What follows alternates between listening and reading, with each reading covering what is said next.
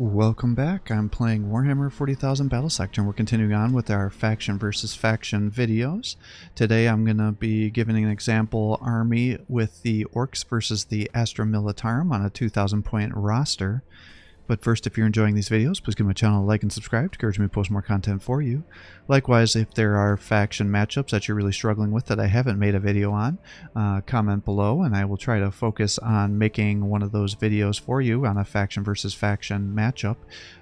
Some can be quite difficult matchups, so don't become disgruntled if you're finding that you're losing. But hopefully some of these example armies will give you a more competitive army roster to make your matches become more enjoyable, because there is quite a bit of a learning curve in this game, and if you're not sure how to make real competitive army rosters against certain factions, you can just totally get tabled, and that can be very discouraging for new players. So hopefully by doing this I'll help you out. Likewise, if you're totally new to this game and you don't know how any of these units work, I do have a unit roster guides as well, where I go through every faction's unit. I make a video dedicated to each unit on every faction's roster, and then I make an example army going around those guys. I show what the empowered abilities do to give you an idea about whether it'll make more sense for you to focus on empowering the ability, or if it makes more sense to just use it for an extra action point to allow you to do more damage. So I hope that helps and makes this game more enjoyable for you. So the Orks versus the Astra Militarum. The big thing here, just like it is on most matchups, since the Astra Militarum typically don't have lots of build variability, is you want to snipe out their heroes. And in order to do that, you're going to want to bring units that have anti-armor piercing, or anti-vehicle, which means lots of armor piercing attacks, to help you quickly kill the tank commanders, which are likely going to be brought out against you, and also to snipe out the tanks and any basilisks that may be out there, because the basilisk can definitely be the bane of your existence with the Orks. And if he's doing a double tank commander, double Rogodorn build, it's going to be a battle of attrition to who kills who first, because he's gonna likely bring a double pulverizer cannon, double oppressor cannon, heavy bolter, and heavy stubber builds, and so he'll want to focus fire down your Ludas and flash gets, and you're gonna want to try to take out those tank commanders and Rogodorns before that happens. So it's definitely a very bloody matchup.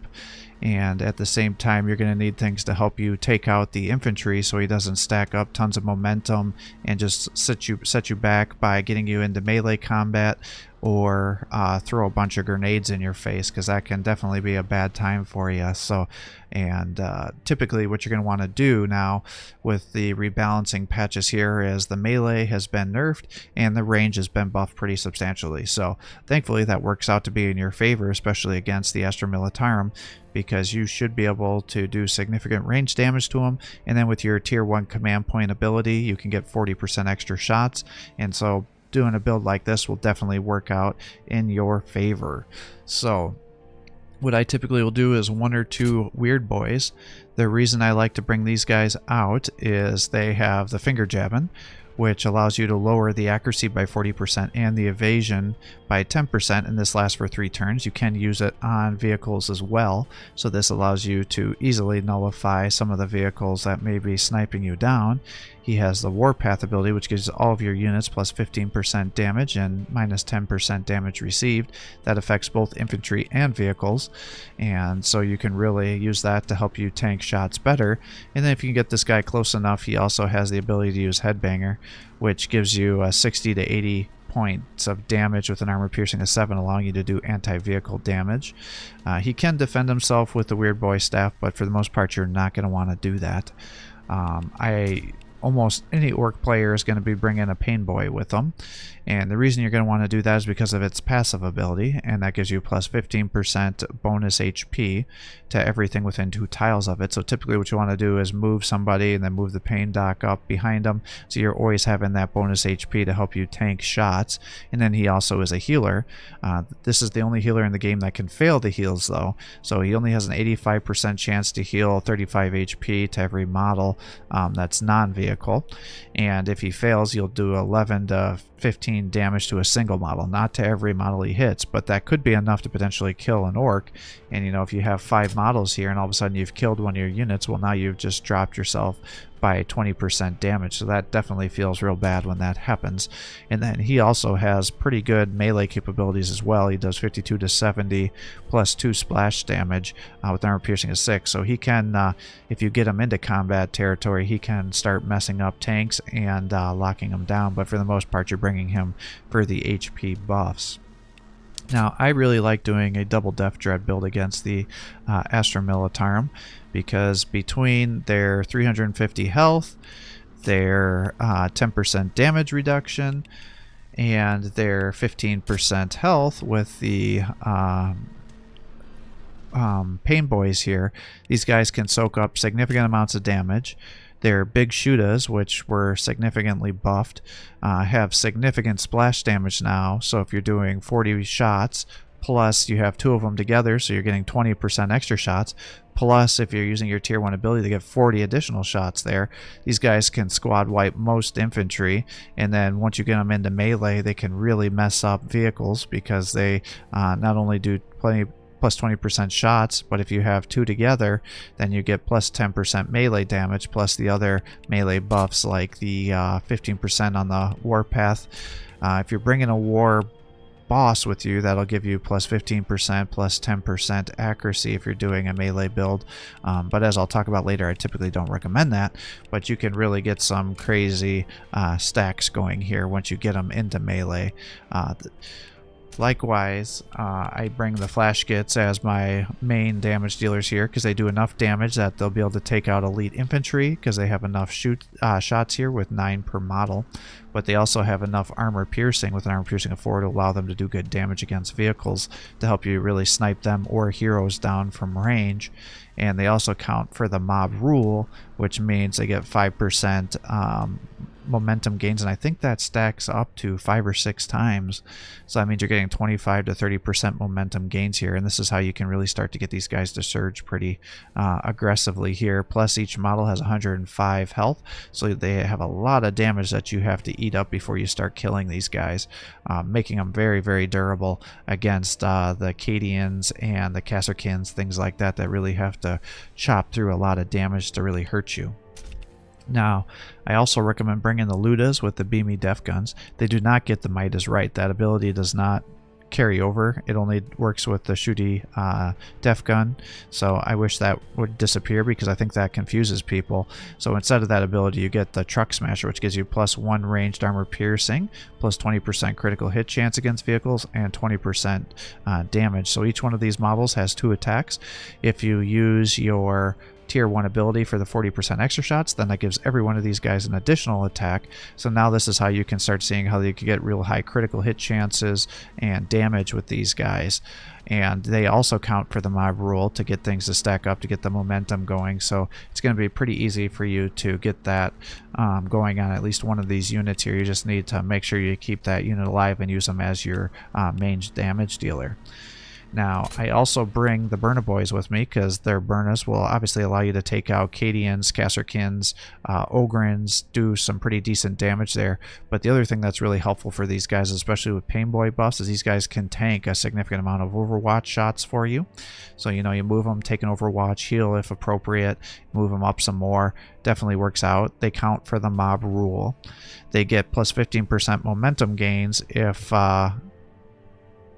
they don't end up overwatching, so that helps them be able to surge to get additional attacks. I also really like the War Bikers, because they have a lot of evasion. You know, they start out at plus 15%. You can give them plus 10% if you use the big red button plus additional movement. And you can get another 15% evasion if you end up using the Cloud of Smoke, and that lasts for 2 turns. So now all of a sudden you can have these guys also drive around and get shot at as well. And good chances are they're going to be able to tank those shots. And then they start out with 50 shots with their DACA guns, and then you give them an additional 40% with the single command point ability, and then all of a sudden this gun with an armor piercing of 3 is doing very decent damage against vehicles, allows you to snipe enemy heroes, take out infantry. It just becomes a real powerhouse, so you got to focus fire these guys down. Gretchen are always a good choice too, because they have 10 models, so you can just run them around. If they get the bonus HP from the Pain Boy, then they can actually become even better bullet sponges. Their pistols have a zone of control, and because most of the Overwatches, when they go off, lose their splash damage, you can eat up a bunch of tank fire with these Gretchen and still be able to move forward. And then with the residual points, you can either bring a Storm Boy or another Burna Boy. I tend to like the Storm Boys because you can use their Storm Boy Strike to effectively do 33 to 45 damage, up to 6 models, which will allow you to almost half kill a full squad of Cadian shock troops. And then you can use their rocket pack jump the following turn, so you can just cross a lot of distance with these guys. Again, they count for the mob rule, and then once they get them into melee combat, most of the infantry for the Astra Militarum have low armor, so getting 3 attacks will allow you to really chop through a lot of guys and get some kills. In terms of alternative units, this is a matchup where the Big Mech is very competitive. The reason for that being is they reworked the custom Mega Blaster, which now is an armor-piercing weapon. So if you can get him in here, he can effectively do 140 to 180 damage to tanks. He can defend himself in melee if he has to do that, but more importantly, he can repair vehicles by 30 HP per turn and give him an additional armor that lasts 2 turns. And then the custom force field is the biggest thing, so if anybody attacks him, he suffers 20% range damage protection, and then everybody within 2 tiles gets a 10% damage mitigation. So if you stack that with the Warpath, now all of a sudden that can really mess up the double Rogaldorn tank commander build, because they may not be able to get enough kills to easily be able to surge and get the maximum amount of attack. So they may have a few units that are left over, and once that happens, then even some very weakened Ludas with the Beamy Def Gun or Flash Gits can still have significant damage output.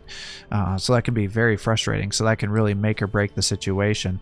And then if you don't have anybody to, you can spend one of your turns here, or one of your action points on a turn, to also buff up one of your infantry units by giving additional ranged armor and evasion, and that sticks around for 2 turns. So if there's a unit you really want to try to keep alive, or if your opponent doesn't realize you cast this on an infantry that he's attacking, it can allow you to really tank things better, and again really mess up that double Rogaldorn, double tank commander build, so that can work out to be very aggressive for you. Other units that you could bring, if there's a lot of cover on a map, you could bring the Def Copter and use the custom Mega Blaster here to get some shots. And if you did a very heavy infantry build, because they don't have a lot of infantry, you could use the Big Bomb. For the most part, I tend to find it quite difficult to do this, but it is an option if you wanted to have a good cover map to be able to really do a lot of harassment fire against the vehicles. This is like the only matchup that I think this is really viable, but because so many of the units are going to be going with either heavily armored or even the infantry, I think this is the one matchup where it makes a lot of sense that you could just spam the boys with the rocket launchers, because you're doing these rocket launchers every 2 turns. Unfortunately, you do have to do the reload time, but after you use this, you can then use your stick bombs, because the Orks have one of the most powerful basic grenades in the game, for the frag type, I should say, because theirs are an armor piercing of 2, whereas most of the other factions have an armor piercing of 1. And while that seems insignificant, it actually leads to being quite a bit of bonus damage for you. And then you can stack the Get Stuck In ability with your rocket launcher here, and then all of a sudden you're getting additional range damage with these units here, and that can really help you in taking out vehicles, because if you have 5 guys doing 22 to 30 damage, you can see how this can really allow you to focus fire down quite a bit of vehicles for 80 point cost, and they're pretty decent against the infantry as well once you start throwing out the grenades on them here too. So in terms of units I tend not to bring war bosses because I find that they just get themselves sniped too easily against the Astra Militarum, and it's hard to get him into melee combat. And while he has the combi rocket, you can only do that every 2 turns, and the Shuda, while decent, you need to get 205 points of requisition out of this guy, and typically you're not going to get that much out of the Astra Militarum because they're going to be focus firing this guy down. Likewise, I find the Mega Armor Noms are just too hard to get into combat. I mean, they can tank some wonderful shots for you because they have 8 armor piercing, but most of your tanks are going to have the ability to deal with these guys. Now, if they get into combat with you, it's an absolute nightmare. Perhaps you could go with the combi rockets to try to help you attack from range, because that'll allow you to do 90 to 120 damage, but for the most part you're going to be sniped out from range before you get them into combat. And to be able to bring this, you're talking about 200 points, and any day of the week I would rather spend 140 for the Ludas or 140 for the flash gits instead of the 200 points to get these guys semi-viable. Likewise, the knobs, while they can just tank a bunch of shots, by spending 130 points to get the power claws for them, they're going to be shot apart. And again, I'd rather just be doing the damage here because the best defense is a strong offense generally in this game. And by killing units before they can do damage to you, it'll allow you to do as much damage to them and get the kills to be able to cross the distance for you to take them out. So again, I tend not to use these guys either. In terms of your opponent, again, he's going to either be bringing basilisks on you to use the barrage ability because they know you're going to be grouping guys up because of your HQ bonuses, either for the Weird Boy or the Big Mac or the Pain Boy. So just be aware you're probably going to see at least one basilisk, or they're going to be doing a multi-tank build on you.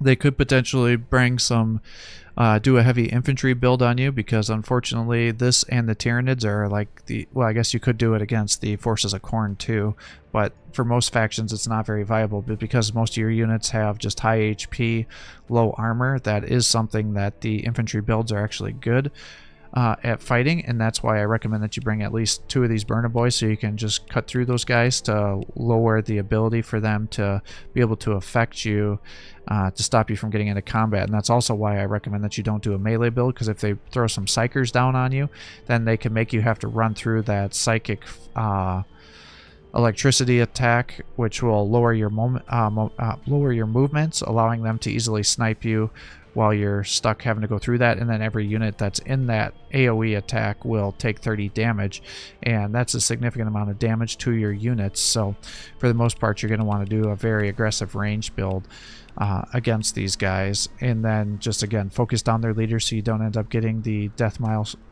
missile strike done on you. And also watching out for grouping up when they start doing strafing runs on you as well, which is their tier 2 ability.